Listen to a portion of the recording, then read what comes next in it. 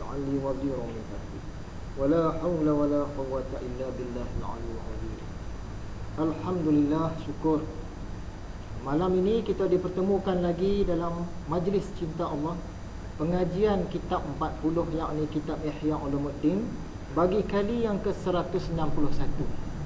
Dan malam ini insya-Allah kita mensyarahkan kitab cinta Allah kali yang ke-18 dengan tajuk menguatkan makrifah dan cinta. Jadi hadirin yang dikasihi sekalian, macam itulah apabila Allah telah rancang sejak azali lagi bahawa pada malam ini akan tertinggal nota. Dia tak akan berubah dah. Dia dah rancang pada azali sebelum mana-mana makhluk ada. Masa tu dia dah rancang.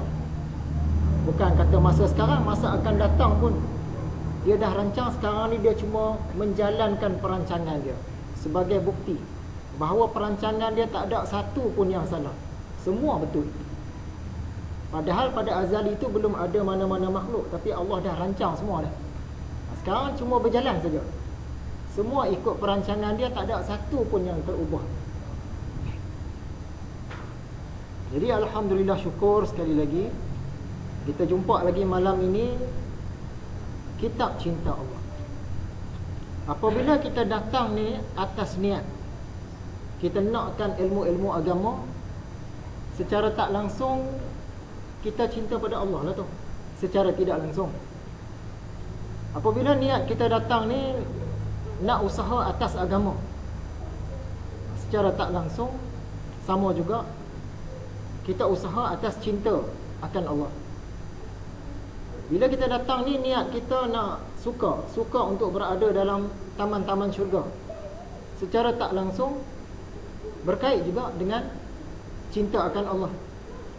Jadi kehadiran kita ni secara tak langsungnya sebenarnya kerana cinta Allah. Bahkan malam ini secara langsung pun kerana majlis ini pun kita sebut majlis cinta Allah. Dan kita belajar pula kitab cinta Allah. Tak lain tak bukan nak menanamkan rasa cinta pada Allah, nak meningkatkan rasa cinta kepada Allah, nak menghayati cinta Allah, nak mencapai cinta Allah. Jadi secara tak langsung pun kena, secara langsung pun kena.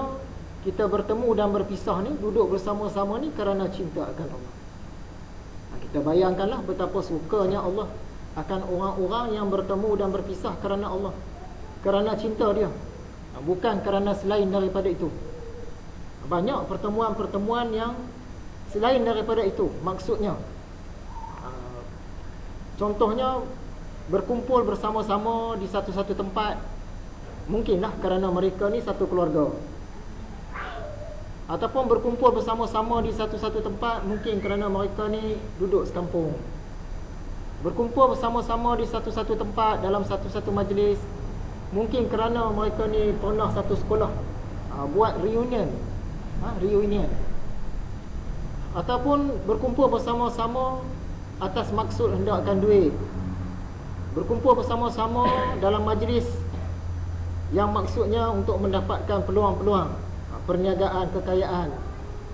Berkumpul bersama-sama dalam majlis yang kerana satu hobi, sama-sama memiliki hobi yang sama, mereka pun berkumpul.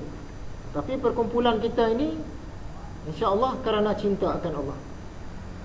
Bukan senang nak dapat majlis-majlis yang mana kita berkumpul bersama-sama sebab cinta akan Allah. Kerana maksud-maksud yang lain ada. Kerana maksud cinta ni jarang-jarang ada.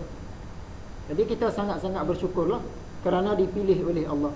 Dan Allah pilih ni pun sejak bila? Pada azali lagi. Dia dah pilih dah siap-siap. Apabila kita ni dah cinta, tak hairan dah. Walaupun kena keluar duit banyak, kena keluar harta, kena korbankan masa, padahal banyak lagi benda kita boleh buat. Kena berletih-letih, datang dari jauh, berjauhan dengan tempat tinggal kita yang selesa. Padahal kalau sekarang ni kita duduk di rumah mungkin selesa keadaan dia, tapi kita sanggup. Sebab apa? Kerana cinta tu tadi. Itu tadi sebagai mukadimahnya. Dan cinta ni kita bagi tahu dulu, sangat hebat. Muka surat belakang sekali tu bahagian renungan. Imam Al-Ghazali dia petik kata Yahya bin Ma'az. Apa kata Yahya? Seberat biji sawi, daripada kecintaan itu lebih aku suka daripada ibadah 70 tahun tanpa cinta. Sebesar biji sawi saja. Ni kata Yahya bin Ma'az. Dan dalam hadis riwayat Bukhari dan Muslim pula, suatu hari ada satu orang Arab desa, Badui lah, dia jumpa dengan Nabi Muhammad. Dia pun tanya, kiamat ni bila? Jadi Rasulullah SAW pun dia jawab. Dia tak jawab bila tu, sebab dia pun tak tahu. Dia jawab dengan soalan balik, apa yang kamu dah sediakan untuk berhadapan dengan kiamat tu, dengan hari kebangkitan tu?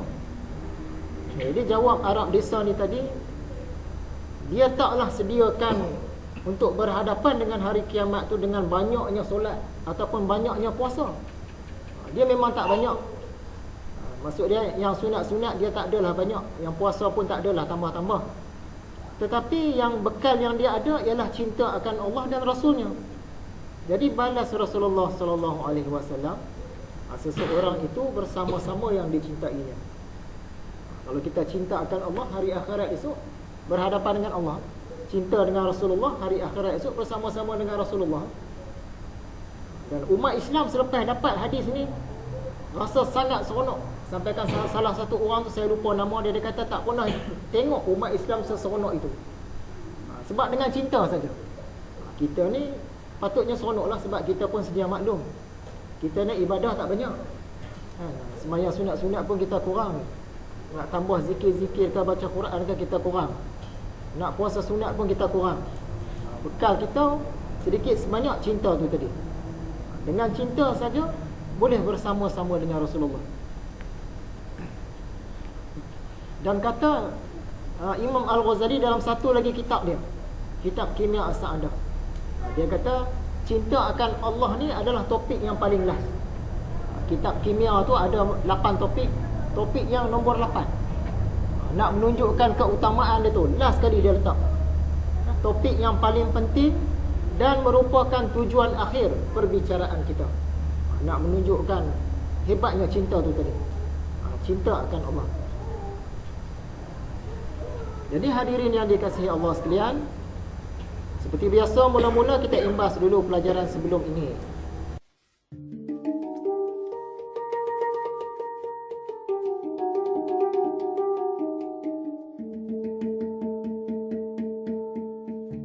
Seimbas lalu, tajuk yang lepas, sebab-sebab yang menguatkan kecintaan kepada Allah Ta'ala. Malam ini pun tajuk dia lebih kurang, sebab sambungan daripada pelajaran yang lepas. Yang pertama, lagi kuat kecintaan kita kepada Allah masa kita hidup di dunia ni, lagi bahagialah kita di akhirat kelak. Dalam syurga kelak, lagi tinggi nikmat yang dia dapat. Kalau cinta dia sikit, walaupun masuk syurga nanti, setakat itu sajalah kebahagiaan dia. Kerana orang tu cinta dia tinggi, makrifah dia tinggi, dalam syurga esok lagi tinggi. Jadi kita punya kebahagiaan dalam syurga tu nanti dia banyak bergantung kepada nilai cinta kita masa hidup di dunia. Kuat cinta, dalam syurga esok kuatlah nikmat kita dapat. Kalau kurang cinta, kuranglah nikmat. Walaupun yang kurang tu pun dah sangat hebat dah. Sebab syurga itu pun dia bertingkat-tingkat. Macam mana tingkat dia kita tak tahu, tapi bertingkat-tingkat. Dan syurga itu pun sangat luas, seluas langit dan bumi. Ada banyak pelusuk-pelusuk dia. Jadi antara satu orang dengan satu orang yang berbeza tingkat seumpama bintang. Dia nampak seumpama bintang di langit tu, jauh jarak dia. Jadi berbilang tingkat. Kita nak dapat tingkat yang tertinggi itu dengan makrifah dan cinta. Jadi nak usahakan cinta ni masa-masa hidup saja. Apabila kita dah mati, tak boleh usaha dah, tak boleh nak topak dah. Yang kedua, setelah sekian lama kita cinta dan rindu akan Allah di dunia ni, tiba-tiba dekat akhirat nanti dapat bertemu, berhadapan dengan dia. Lebih nikmat lagi kerana ketika di akhirat itu, dalam syurga tu, kita ni dah tak diganggu oleh apa-apa keperluan dan kehendak hidup dah, macam kat dunia ni. Di dunia ni kita mungkin makrifah juga akan Allah, tapi kita sibuk Urusan kerjaya kita, urusan kesihatan kita, urusan keluarga kita, sedikit sebanyak memang ganggu. Tapi dalam syurga nanti bila berhadapan dengan Allah, dia tak ada gangguan. Dah lah paling nikmat, tak ada gangguan pula. Lagilah berkali-kali ganda nikmat. Bahkan nikmat itu tidak pernah jemu-jemu dan akan kekal selama-lamanya. Di dunia ni apa jenis nikmat pun sementara, tapi nikmat di akhirat kekal selamanya. Yang ketiga, makrifah dan cinta Allah hanya dapat kita usahakan di dunia ini. Macam cakap tadi lah, bila dah mati dah tak boleh top up dah. Orang lain pun tak boleh bantu kita dah nak top up. Yang keempat, kecintaan yang kuat, dia terlalu cinta akan meningkat kepada tahap rindu. Kalau kita tahap asyik, tahap angau, yang ni maksud dia kuat lah. Ada orang yang kita memang cinta, tapi kita tak teringat-ingat kat dia. Ada orang yang kita cinta sampai kita teringat-ingat, rasa nak sebut nama dia kan, rasa nak dekat dengan dia selalu. Yang tu dah asyik dah. Jadi cinta akan Allah ni sepatutnya sampai ke tahap asyik, barulah sesuai. Dalam pelajaran tasawuf, tarbiyah tasawuf, dia nak latih kita supaya sampai ke tahap asyik. Tak mau setakat cinta biasa-biasa saja, cinta luar biasa. Dia kena peringkat asyik tu, baru padan. Sebab kita dengan makhluk kadang-kadang kita cinta sampai asyik.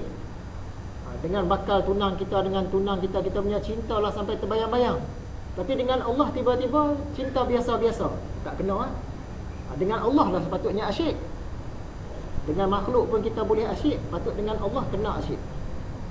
Nak capai cinta tahap rindu atau tahap asyik ni, ada dua perkara yang kita kena usaha, kata Imam Al-Ghazali. Yang pertama, keluarkan dari hati kita kecintaan selain kepada Allah. Sepatutnya kena ada cinta Allah saja. Tapi maklumlah kita ni pun sama-sama belajar. Banyak lagi kita punya kecintaan selain Allah ni, nak buang sikit-sikit nak buang. Biar yang tinggal hanya cinta kepada Allah sahaja. Satu bahagian. Ada satu bahagian lagi, tambahkan pengetahuan tentang Allah, ilmu ma'rifatullah. Lagi kenal, lagilah cinta. Itulah dia dua benda, dua perkara yang kita kena usahakan untuk mencapai cinta tahap asyik. Cinta luar biasa, bukan cinta biasa-biasa. Kena keluarkan daripada hati kita kecintaan kepada dunia ni, dan tambahkan ma'rifatullah. Makrifat ni kenal, tambahkan kita punya kenal akan Allah tu lagi. InsyaAllah dari situ dia akan datang asyik. Seterusnya, peranan cinta dalam memanusiakan manusia. Manusia ni memang manusia lah kita, tapi kadang-kadang kita lagi teruk daripada haiwan lagi, nak memanusiakan manusia. Apa peranan cinta? Cinta sangat berkesan, digunakan untuk menjadikan individu atau seluruh umat ini taat kepada Allah. Sebab orang yang cinta, dia akan ikut segala kemahuan, segala kehendak, segala suruhan, segala larangan orang yang dia cinta. Bila kita dah jatuh cinta dengan satu orang, dia minta kita buat apa pun kita sanggup ikut. Jadi nak bagi umat Islam ni taat kepada Allah, ada banyak cara. Dengan hukum hakam, undang-undang pun taat juga. Tapi dengan cinta sangat berkesan.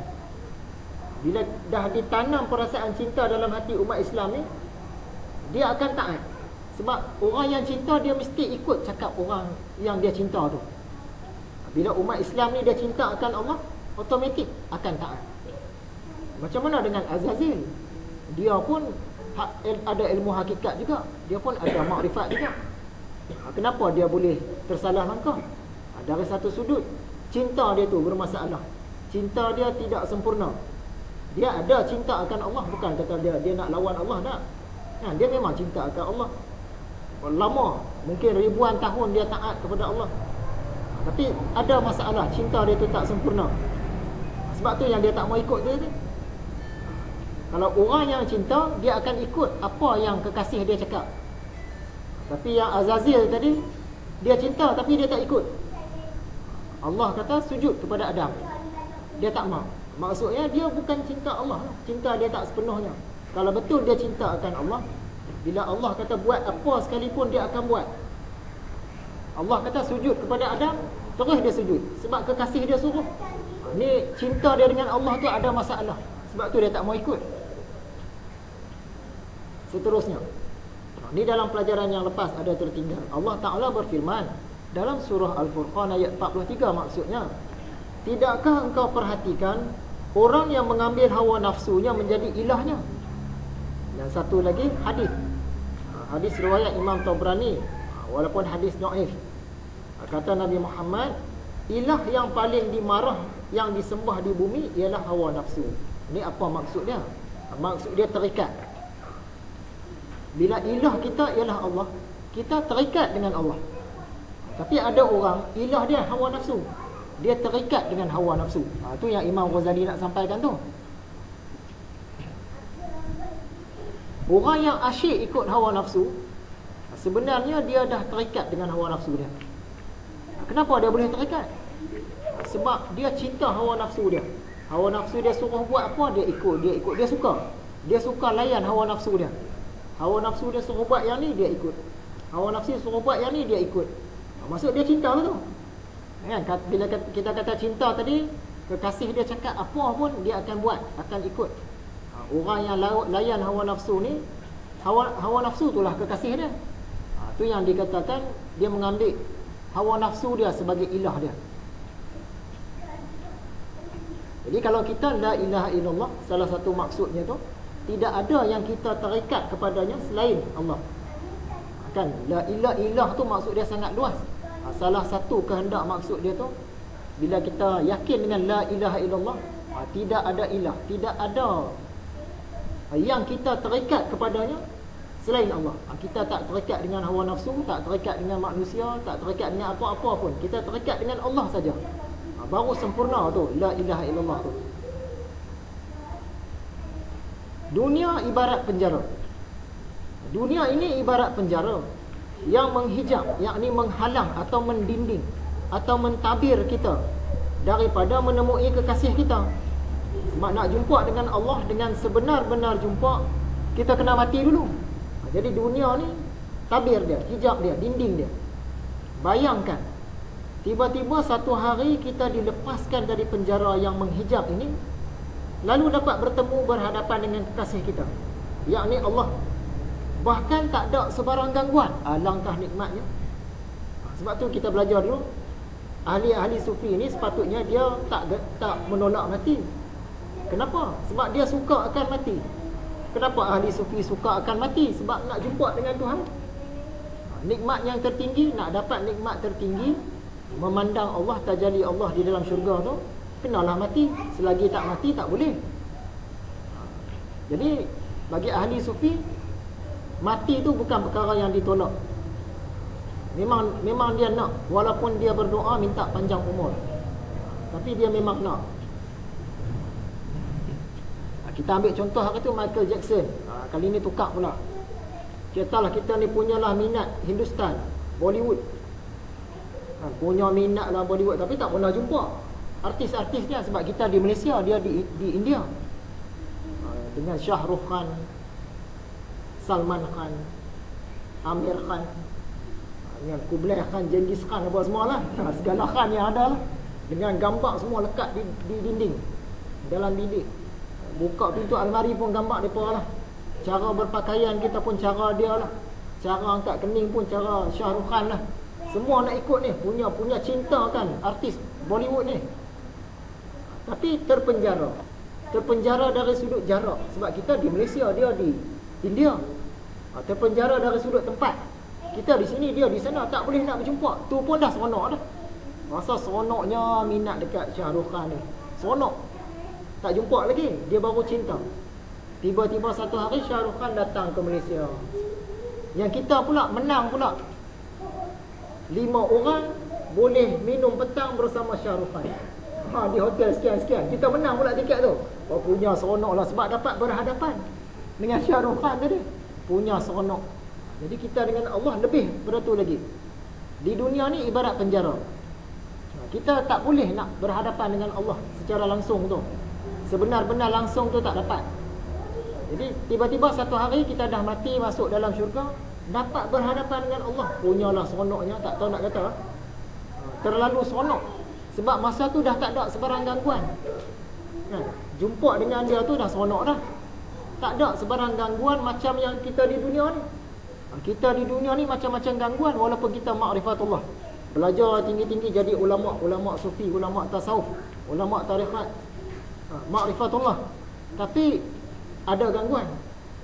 Kita sibuk belajar, kita sibuk mengajar, kita sibuk dengan kerjaya kita, bekerja, kita nak uruskan keluarga, kita letih, ada mengantuk, ada tak sihat kadang-kadang. Cuaca pula panas, lepas tu kadang-kadang banjir, kadang-kadang kemalangan. Banyak urusan-urusan keduniaan. Kita makrifat dah, tapi banyak gangguan.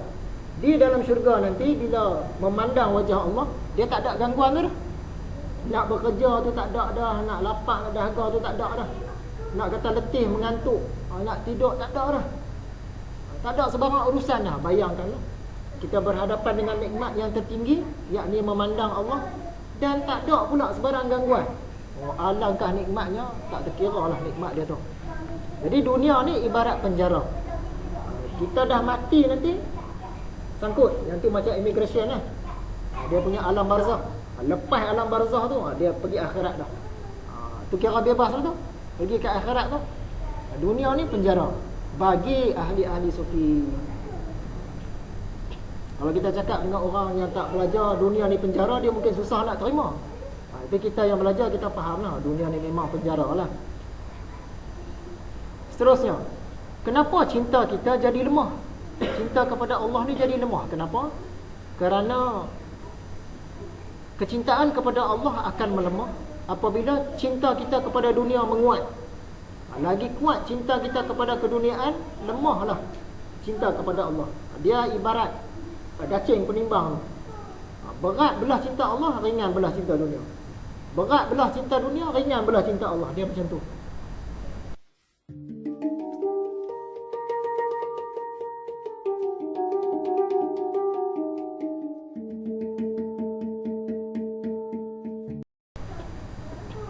Jadi yang kata dunia ni kat mana?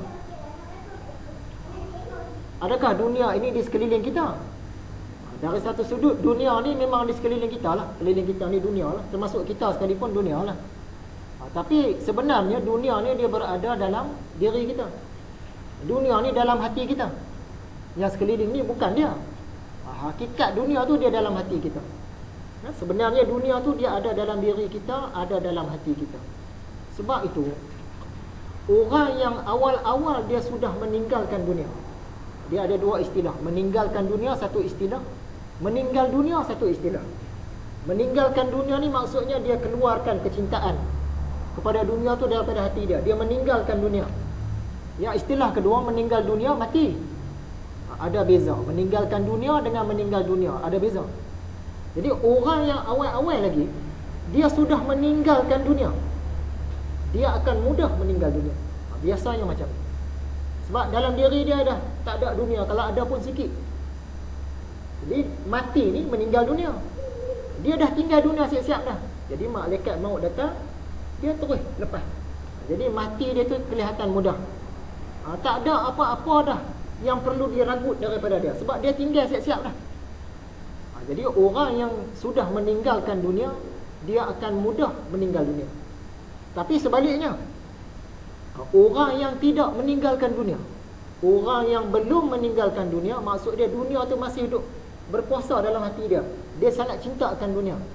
Yang ni susah nak meninggal dunia. Sebab dia tak meninggalkan dunia, dia akan susah meninggal dunia.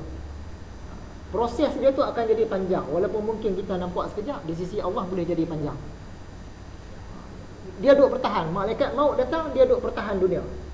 Malaikat maut dia nak ambil dunia tu. Sebab kita nak meninggalkan dunia, dia nak ambil dunia daripada diri kita. Kita duduk bertahan. Jadi masalah lawan tarik dia akan jadi lambat. Tercungak-cungak macam-macam masalah. Dia tak mau lepas sangat, akhirnya malaikat maut rentap. Dari satu sudut kita sebut rentap nyawa. Dari satu sudut dia rentap keduniaan yang masih tinggal dalam diri kita. Dia rentap keduniaan tu yang kita mati terlompat. Duk bertahan sangat. Tapi kalau orang yang benar-benar ahli tasawuf, dalam diri dia tu tak ada keduniaan dah. Kalau ada pun sikit sangat. Bila malaikat datang, nak ambil apa dah? Keduniaan dah tak ada arah pada dia tu. Dia sudah meninggalkan dunia. Jadi mudahlah dia meninggal dunia. Yang susah meninggal dunia ni ialah orang yang belum meninggalkan dunia. Ada beza dia tu. Meninggal dunia dengan meninggalkan dunia. Jadi tinggalkanlah dunia sebelum meninggal dunia. Mudah. Kita harap-harap mudahlah akhir nyawa kita nanti. Tinggalkan dunia sebelum meninggal dunia. Seterusnya jenis-jenis manusia dan kesibukan. Kita ni sentiasa sibuk. Ada 4 golongan.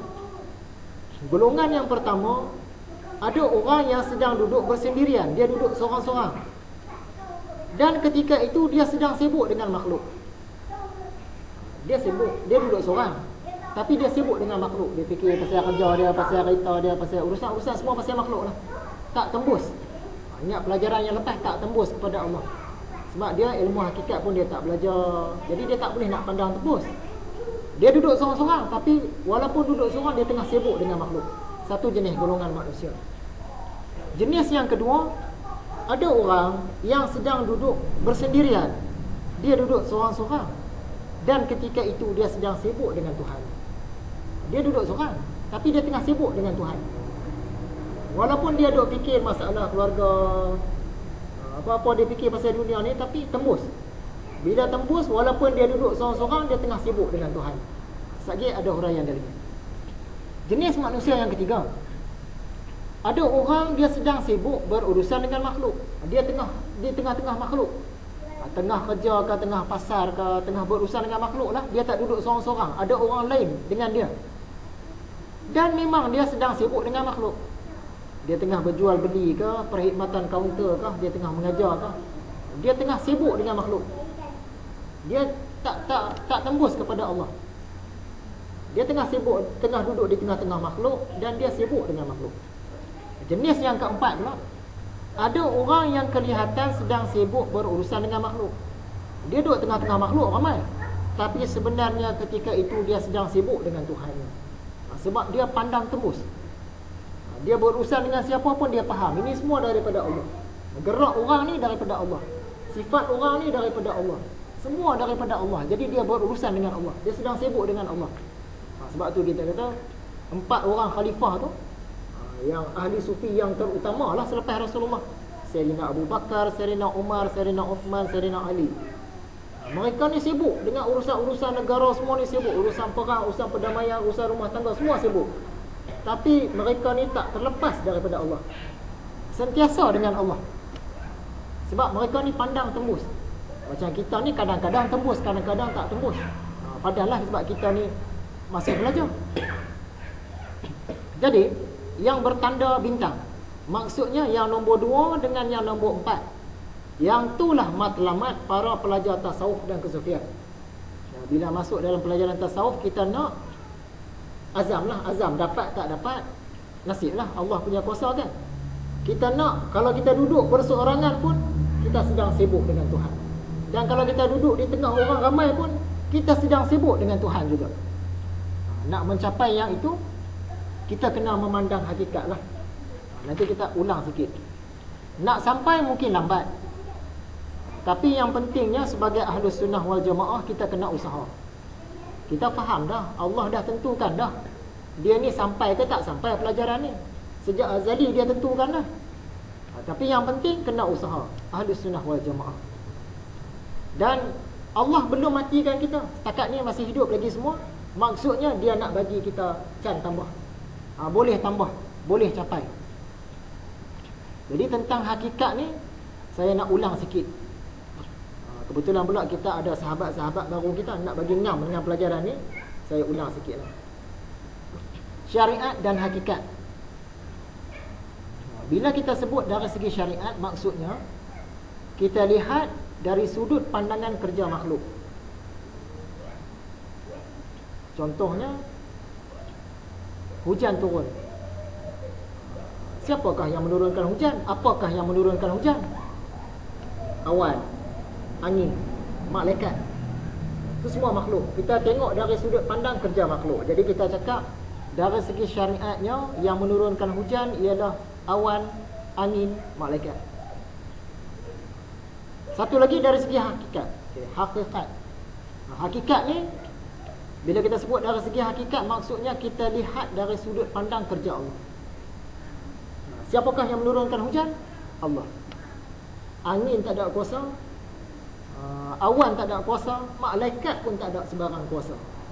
Dari segi hakikatnya yang menurunkan hujan ialah Allah. Tuh. Bila kita sebut dari segi syariatnya, maksud dia kerja makhluk, kerja makhluk, kerja makhluk. Dari segi hakikatnya kerja Allah, kerja Allah, kerja Allah. Kita ambil contoh dalam Al-Quran. Wa ma ramaita idh ramaita walakinallaha rama. Maksud dia bukan engkau yang melempar ketika engkau melempar, tetapi Allah yang melempar.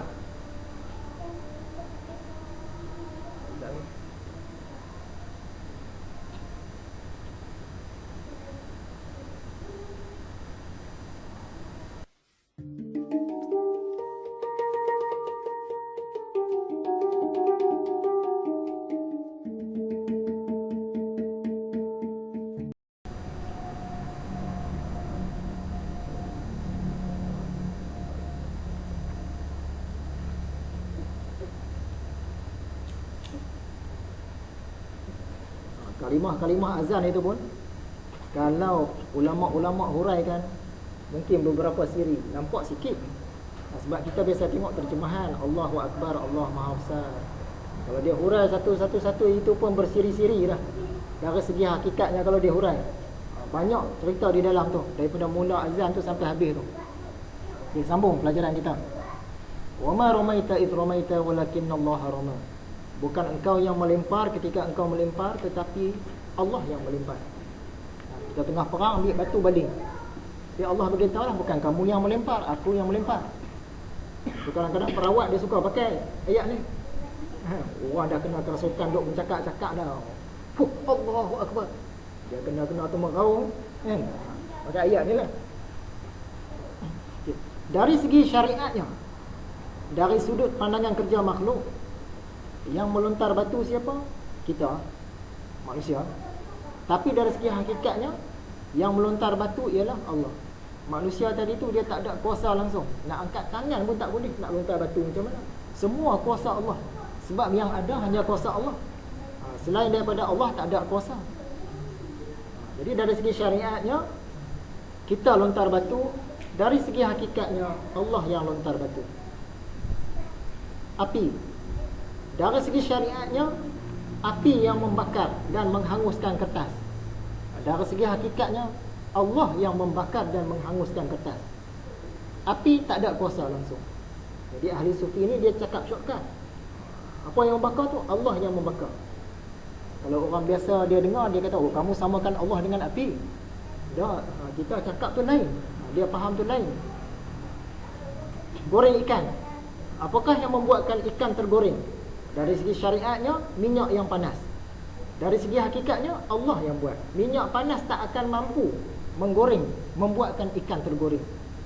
Macam api tadi, dia tak akan mampu membakar. Sebab itu Nabi Ibrahim dia tak terbakar. Sebab yang membakar Allah. Api tak ada kuasa nak membakar langsung. Dari segi syariatnya, kita yang angkat tangan nak pukul orang. Tapi dari segi hakikatnya, kita tak ada kuasa. Allah yang mengangkat tangan kita nak pukul orang. Dari segi syariatnya, kita melihat, kita mendengar. Dari segi hakikatnya, kita tak ada kuasa nak memandang, tak ada kuasa nak mendengar. Semua kuasa tu pun, kuasa memandang tu sifat Allah, mendengar pun sifat Allah. Jadi yang sebenar-benar melihat dan mendengar ialah Allah. Kita tak mendengar, tak melihat. Dari segi syariatnya, sudut pandang kerja makhluk, hujan yang membasahkan baju kita. Dari segi hakikatnya, Allah yang bagi basah. Air hujan tak akan mampu bagi basah. Dari segi syariatnya, peluru yang mematikan. Tembak kena orang, mati. Sebab apa mati? Peluru kena di kepala. Tapi dari segi hakikatnya, peluru tak ada kuasa langsung. Allah yang bagi orang tu mati. Dari segi syariatnya, pisau yang melukakan. Dari segi hakikatnya, Allah yang melukakan. Pisau langsung tak ada kuasa. Dari segi syariat, Pak Ali yang tolong kita. Kita jatuh, Pak Ali datang tolong angkat. Dari segi hakikatnya, Pak Ali langsung tak ada kuasa, langsung tak ada jasa. Yang berkuasa tolong kita, yang berjasa tolong kita ialah Allah. Dari segi syariatnya, yang orang lain, keluarga kita duk sayang kat kita ni, depa lah sayang kat kita. Dari segi hakikatnya, yang duk sayang kita ni sebenarnya Allah. Mereka tu tak ada kuasa nak sayang kat kita. Allah yang tentukan mereka tu sayang kat kita sejak azali lagi.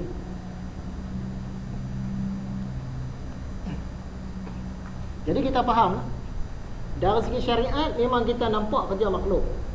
Dari segi hakikat semuanya kerja Allah. Mendengar, melihat, memukul, semua dia. Jadi yang sebenar-benar hidup Allah. Kita ni tak ada hidup pun, hidup kita ni hidup yang tak ada sandaran. Dia tumpangan. Yang sebenar-benar hidup Allah. Sebab melihat pun Allah, mendengar pun Allah. Kita tak. Dari segi hakikat, dari segi syariat kita hiduplah. Kena pakai dua-dua kan. Syariat tak boleh tinggalkan syariat. Tapi dari segi hakikatnya, yang sebenar-benar hidup Allah. Sebab tu ahli-ahli sufi dia kata, yang sebenar-benar wujud hanyalah Allah. Yang ada hanyalah Allah. Kita tak faham kan. Kita tak faham, kita kata dia fahaman dia salah. Sebenarnya dia cakap yang ni lah. Dia cakap dari segi hakikat.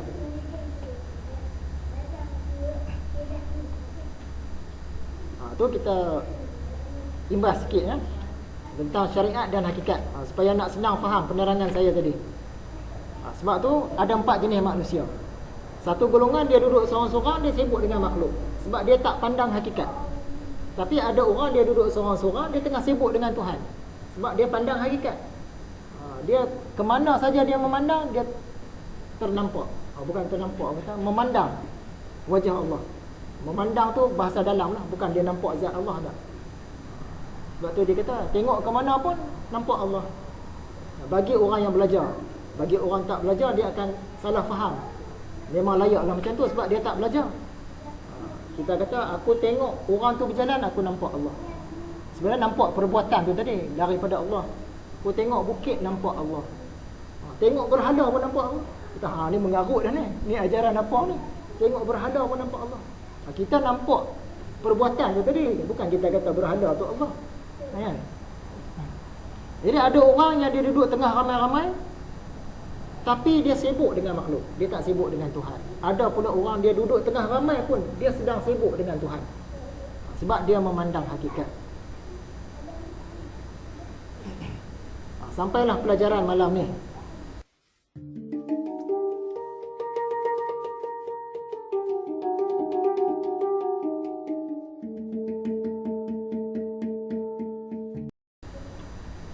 Sebenarnya mengajar kitab cinta ni dia lagi berat, lagi susah. Ini akan mudah.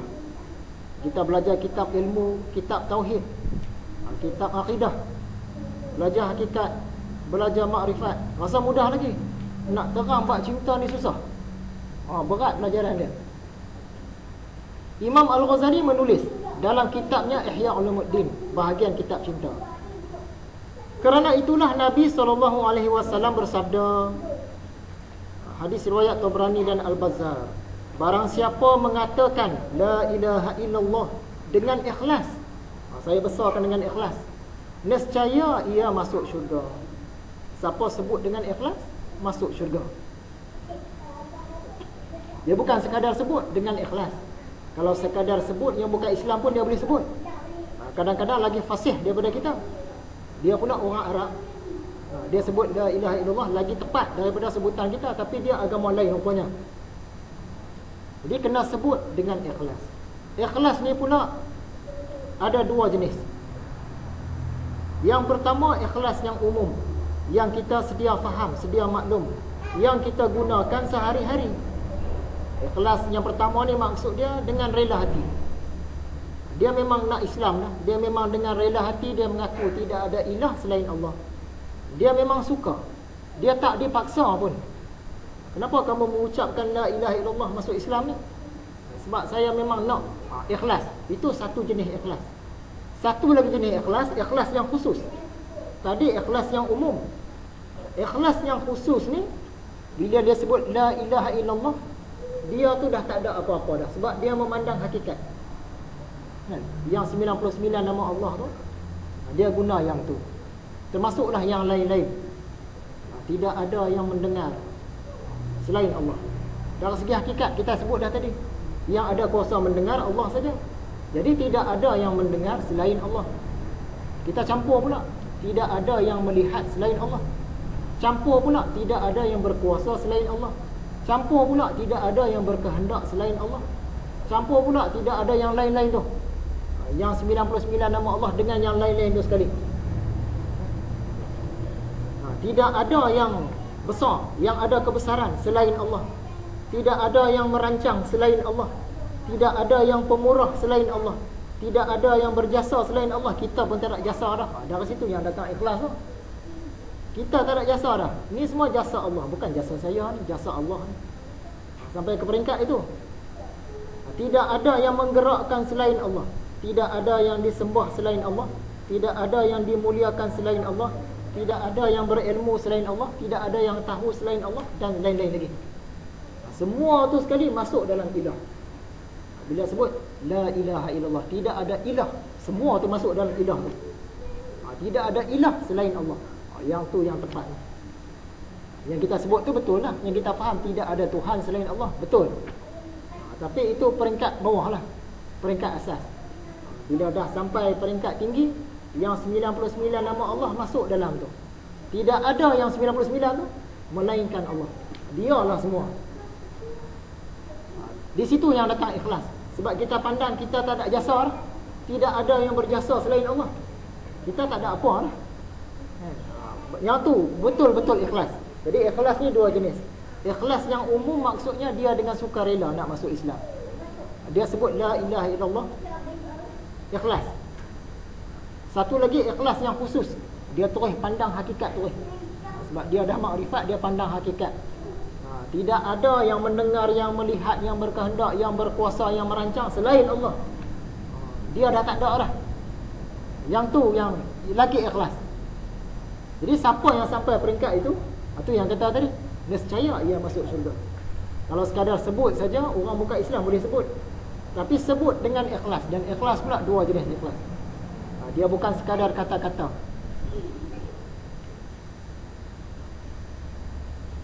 Makna ikhlas ialah ia mengikhlaskan hatinya bagi Allah. Maka tidak tinggal di dalam hati itu kesekutuan ataupun syirik bagi selain Allah. Adalah Allah sahaja yang dicintai hatinya, yang disembah hatinya, dan yang dimaksudkan oleh hatinya.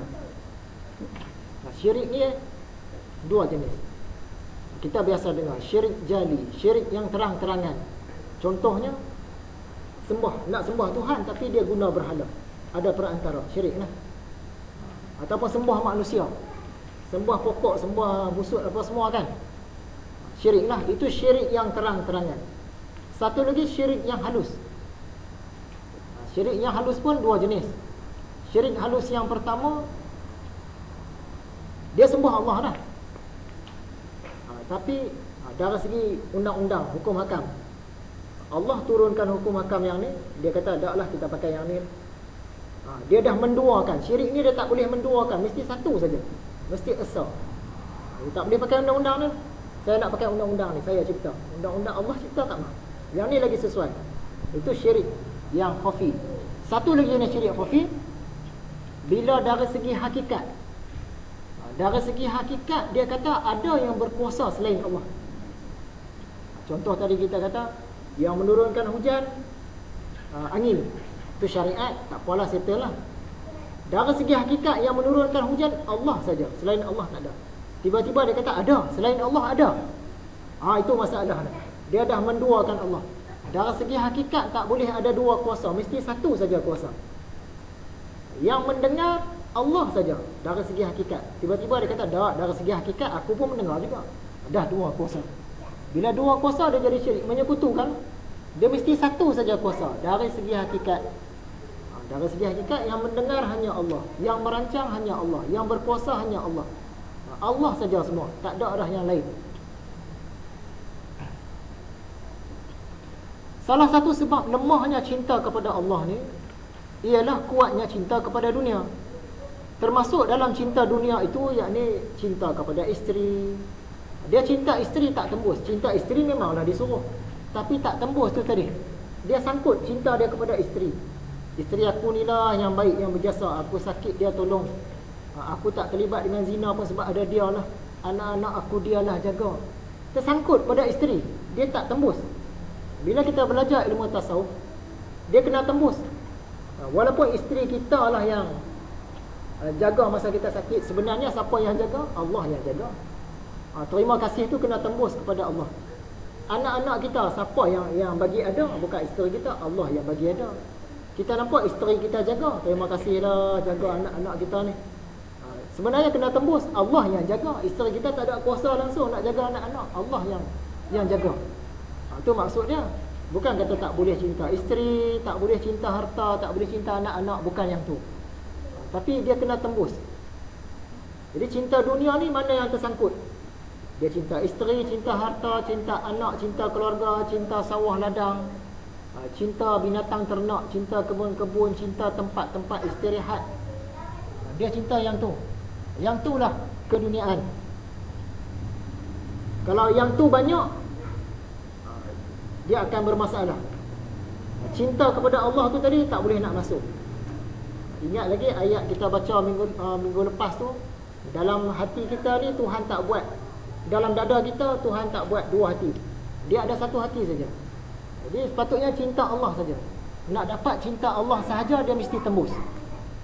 Nak tembus dia kena ada hakikat tu tadi, pemahaman tentang hakikat.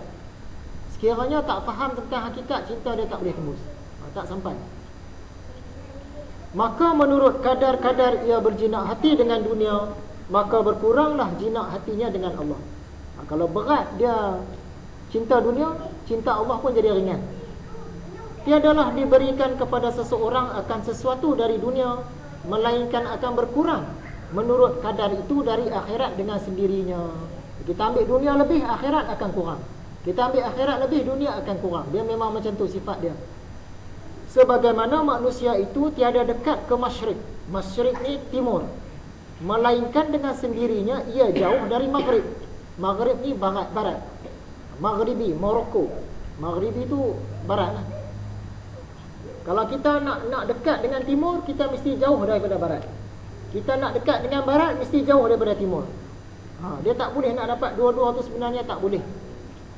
Dari sudut pandangan pelajaran tasawuf, tak boleh dapat. Dia mesti salah satu. Jadi kita sedia maklumlah, antara dunia dengan akhirat ni nak lebih yang mana? Memang orang kata seimbang, tapi kita tengok masa dia seimbang tak? Kita hidup di dunia ni, kalau umur panjang katalah 70 tahun, 80 tahun. Katalah umur panjang lagi, badan sihat 120, 130 tahun. Lepas tu mati. Yang akhirat tu selama-lamanya, trilion-trilion tahun. Yang tu yang seimbang tu. 80 tahun dengan selama-lamanya, yang tu seimbang dia.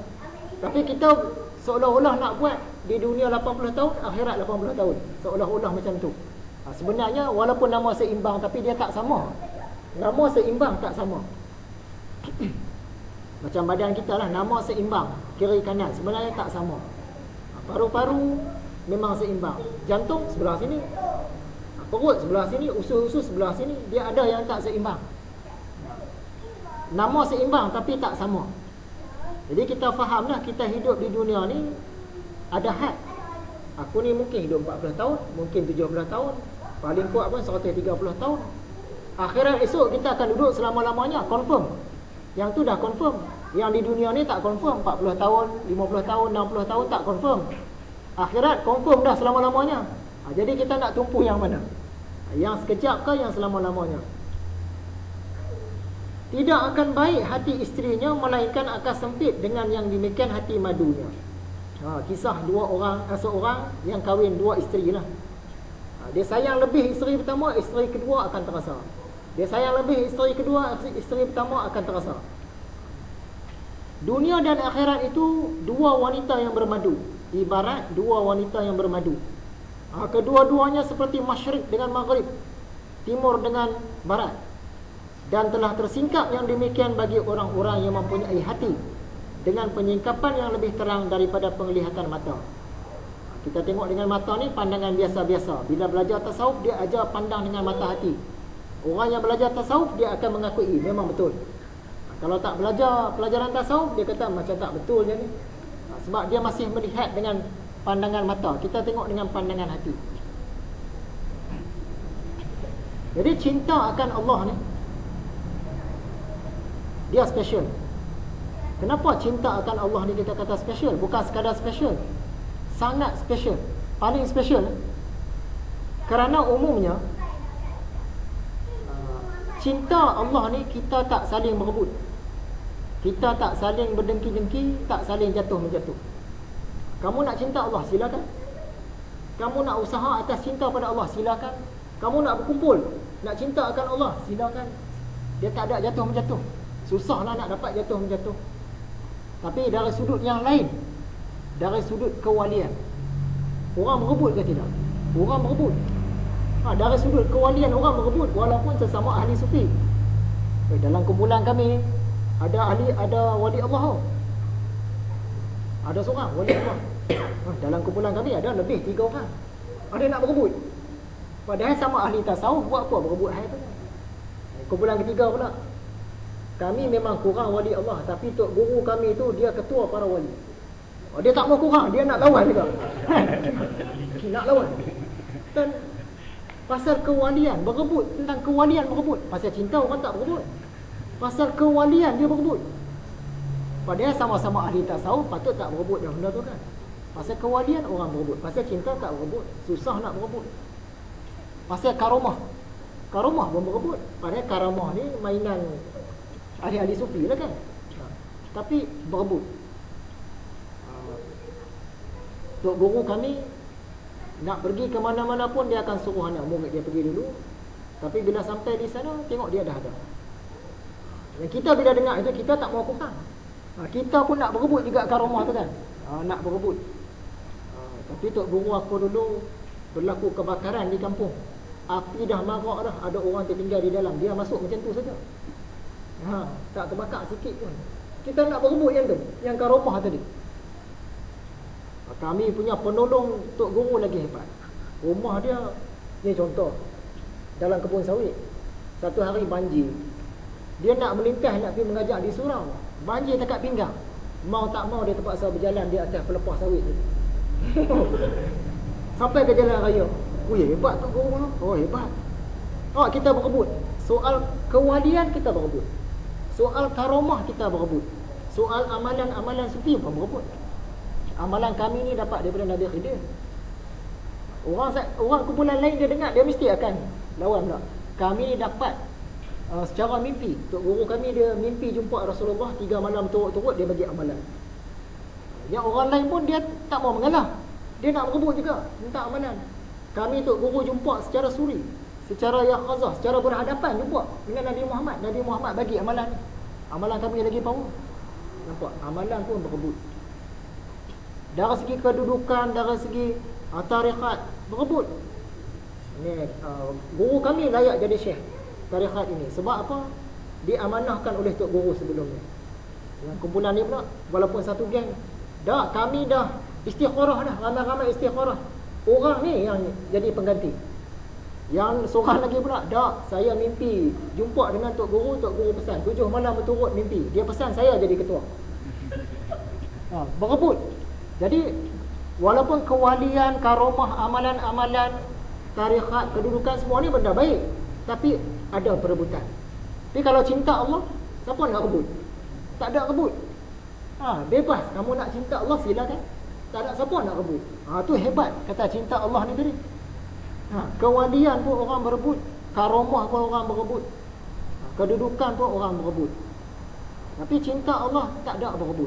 Yang ni yang kita nak usahakan. Sebab tu kita bukan nak kejar-kejar tu kewalian, karamah. Kalau Allah bagi rezeki, nasiblah, dapatlah. Kita bukan nak kejar itu, kita kejar Allah. Nakkan Allah, nakkan cinta Allah. Bukan nakkan ke karamah-karamah tu tadi, kesaktian-kesaktian bukan. Pangkat-pangkat. Nak pangkat. Guru kami Sultanul Aulia. Guru kami Wali Qutub. Guru kami Abdal, macam-macam. Macam-macam lah. Masing-masing nakkan pangkat. Kita ni ahli sufi tapi nak lawan nak pangkat.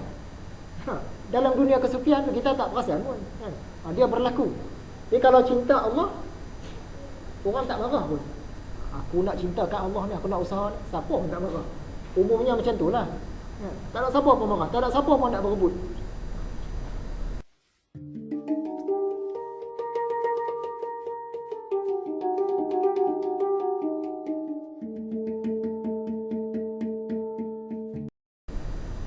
Jalan mencabut kecintaan kepada dunia dari hati ialah menempuh jalan zuhud dan sabar. Nak buang cinta dunia ni, jalan dia zuhud dan sabar. Dalam kitab Ihya ni ada kitab sabar, kitab yang ke-32. Kitab zuhud, kitab yang ke-34. Ada pelajaran dia. Tapi mungkin lambat lagi nak sampai. Dan terikat dengan keduanya ini dengan kekang takut dan harap. Ada takut dan harap pula. Ada juga dalam kitab Ihya ni, kitab yang ke-33. Kitab takut dan harap. InsyaAllah kita akan sampai juga kalau umur panjang. Salah seorang guru saya dulu, dia nak minta tauliah mengajar. Dia memang boleh mengajar dah, tapi nak penuhi syarat-syarat tu, dia pergilah ambil ujian. Jadi penguji dia tanya, ingatkan soalan direct, rupanya soalan ada main. Kamu sembahyang di atas apa? Dia pun jawablah, saya sembahyang di atas tikar sembahyang. Tak salah. Salah. Dia bagilah jawapan, semua salah. Jadi apakah jawapannya? Kita bersembahyang di atas takut dan harap. Dia jawab macam tu. Rupanya dia nak ada main, nak tanya tentang tasawuf. Manalah kita nak faham. Dia tanya sembahyang atas apa? Dia sembahyang atas sejadah. Rupanya sembahyang atas takut dan harap. Dalam sembahyang kita tu ada takut, ada harap. Walaupun kita cinta, ada takut, ada harap. Dengan kekasih pun, kekasih dengan sesama manusia kan, kita ada takut, ada harap. Walaupun kita cinta, kita bertunang, kita cinta dengan tunang kita, ada takut. Takut-takut tak jadi, takut-takut dia kahwin dengan orang lain yang dia putih tunang. Dan kita pun ada harap, harap-harap kekal lah sampai kahwin. Ada cinta, ada takut, ada harap. Dia bukan sekadar cinta tu saja.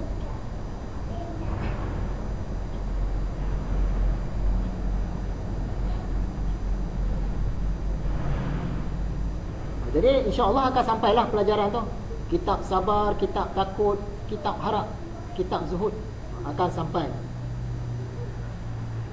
Permulaannya ialah iman kepada Allah, hari akhirat, syurga dan neraka. Kemudian bercabang daripadanya takut dan harap. Dan bercabang dari padanya takut dan harap, dan bercabang dari takut dan harap itu taubat dan sabar atas keduanya. Kemudian menghela yang demikian kepada zuhud di dunia. Jadi yang terakhirnya kita cerita tentang zuhud dah, sebab dah panjang dah kuliah kita ni. Yang belakang ni sambung kemudian. Zuhud. Kita ada kitab zuhud. Zuhud ni macam mana cerita dia? Zuhud ni sebahagian orang dia salah faham, dia kata buang dunia terus. Yang tu zuhud. Pakai compang camping, tak mau kerja, makan pun apa yang dapat sajalah. Kalau tak ada makanan, kutiplah di tempat-tempat buang sampah. Yang tu zuhud. Rambut kusut masai kan, zuhud. Bukan yang tu. Zuhud ni bukan buang dunia terus, tapi maksud dia dunia tak mempengaruhi hati dia. Yang tu zuhud. Keduniaan ni tak berpengaruh kepada dia, walaupun dia orang kaya. Kadang-kadang ada orang kaya tapi zuhud, dan ada orang miskin tapi tak zuhud. Dia ada keadaan macam tu. Kita ambil contoh. Dia 4 jenis manusia. Ada di tangan, tak ada di hati. Dia orang kaya, tapi kekayaan dia tak terpengaruh pun kat dia. Pendapatan sebulan katalah 800,000. Dia mampu nak beli kereta 2 juta, nak beli 5 biji boleh. Tapi disebabkan zuhud, dia saja-saja beli kereta yang 300,000. Zuhud lah tu. Itu zuhud lah. Kalau bagi kita, kereta 300,000. Tapi bagi dia yang kaya tu tadi, zuhud lah. Dia pendapatan sebulan 800,000 ringgit. Setahun dah berapa? Dekat 10 juta. Sebulan 800,000. Setiap hari 26.6 ribu. 27,000 lah kata. Hari ni masuk 27,000. Esok masuk 27,000. Lusa masuk 27,000. Kaya. 800,000 sebulan. Dia nak beli kereta 2 juta, sebiji boleh. Bukan setakat sebiji, 5 biji dia boleh beli. Tapi dia saja-saja beli kereta yang harga 300,000. Yang tu tanda-tanda zuhud. Tanda-tanda lah, tak tahu dia zuhud ke tidak. Tanda-tanda zuhud. Jadi ada di tangan, tak ada di hati. Satu jenis. Satu jenis lagi, ada di tangan, ada di hati. Dia memang orang kaya, pendapatan 800,000. Dia memang layak beli kereta Ferrari 2 juta, 5 biji boleh beli, dia beli semua. Dia memang layan perasaannya. Yang ni tak zuhud. Okay, ada di tangan, ada di hati, tak zuhud. Jenis yang ketiga, tak ada di tangan, tak ada di hati. Dia orang tak berapa ada lah. Pendapatan biasa-biasa, 1,500. Dia tak rancang pun aku nak beli Ferrari lah 2 juta. Tak ada, dia tak rancang sebab dia sedar dari dia kan. Memang tak ada, dia memang tak, pendapatan bulanan 1,500 saja. Paling kuat pun dia kata nak beli kereta second hand lah, dapat 25,000 jadilah. Sepadan lah. Sepadan lah. Jadi tak ada di tangan, tak ada di hati. Dia tak ada, mewah-mewah tu memang tak ada di hati dia lah. Yang ni zuhud. Satu jenis lagi, yang ni ramai terkenal. Tak ada di tangan, tapi ada di hati. Yang ni masalah. Dia memang tak mampu, pendapatan 1,500 saja sebulan, tapi dia duk rancang nak beli kereta 3-4 biji, satu-satu 500,000. Rumah nak ada swimming pool. Dia rancang macam-macam, nak duk main seronok, duk main. Nak kahwin ramai, nak macam-macam lah. Dia tak ada di tangan, dia memang tak mampu. Tapi di hati dia ada. Yang ni tak zuhud. Jadi kita ulang. Jenis yang pertama, ada di tangan, tak ada di hati. Orang kaya tapi zuhud. Jenis kedua, ada di tangan, ada di hati. Orang kaya tak zuhud. Jenis ketiga, tak ada di tangan, tak ada di hati. Orang biasa-biasa zuhud. Jenis keempat, tak ada di tangan tapi ada di hati. Tak zuhud. Walaupun dia orang miskin, tapi dia tak zuhud. Tu nilai zuhud. Dia rasanya kuliah kita berhenti situ dululah. InsyaAllah sambung dalam pelajaran yang akan datang. Sekiranya ada salah dan silap, saya mohon banyak-banyak maaf. InsyaAllah kita jumpa lagi. Wabillahi taufiq wal hidayah. Assalamualaikum warahmatullahi wabarakatuh. Ya Allah, Engkau cinta